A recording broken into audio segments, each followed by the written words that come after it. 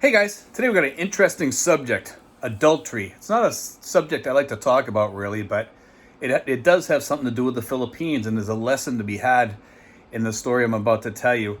A friend of mine and I were talking the other day, and he was telling me about an Airbnb that is right near his home. He's in an apartment building, and he was telling me the story about how it has a key box on there, and the people go in there and they give them the number or whatever. You can change the number up as many times as you want, I guess. But anyway, they put a key box in there, and this couple went in there and stayed there overnight. And I guess he apparently saw them go in there. Every so often somebody uses it. And what happened was the next morning he woke up and there was a big commotion outside. Police were outside. There was a woman outside, I guess, yelling, and a couple that were coming out of the room, and with the police there and everything. And I guess the guy got arrested. Somehow the guy's wife found out that he was getting an Airbnb apparently, and went to the Airbnb and had the guy arrested. And there's a big lesson to be had here because number one, you can get arrested in the Philippines for adultery if you're cheating on your wife or whatever. And also you got to be careful when you're dating women. Some of these women are married and they won't tell you that they're married, and they have a husband back home. And some of them are separated, which is different. That's a whole different ball of wax. We're not talking about that right now, but while we're in that subject, some people will go down to the barangay and make a settlement with their husband that they're both free to see each other or whatever. They sign an agreement, the barangay writes something out that they're both free to see other people, just so that there's no legal issues or anything like that. So you got to be careful when you're over here in the Philippines and you're dealing with stuff like that. You're best to just kind of not get involved in that if you can stay away from it. And a lot of guys over here, they do date separated women, because about half the women over here are probably separated. They probably have been married or something, and a lot of the expats that come over here date these women.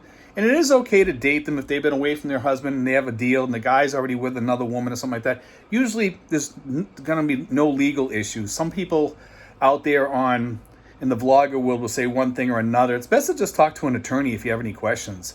Most of the attorneys will tell you that if the girl has a husband that's seeing somebody else and living with somebody else, usually there's no worries. There's no concerns.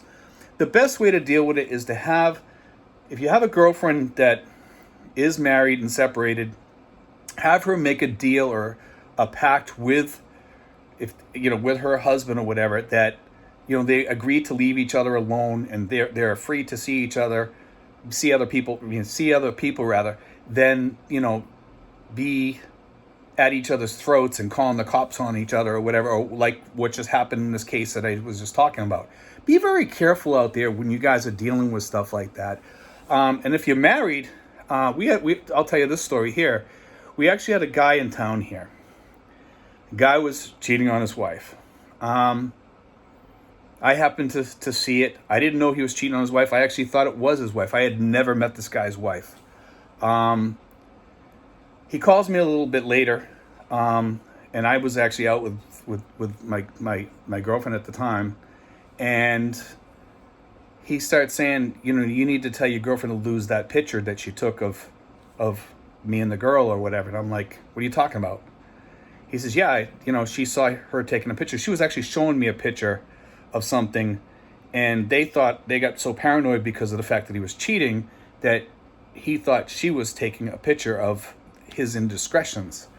And it was a little bit, it kind of pissed me off a little bit about what had happened, because he was accusing her of taking a picture, kind of accusing me, and he says, well, you need to lose that picture. And he was very adamant about it on the phone, and it both ticked off me and my girlfriend at the time about that. And after that, I was kind of like, dude, you need to stop. You need to really stop. Well, the next day, boom, he moved. He moved up to Baguio.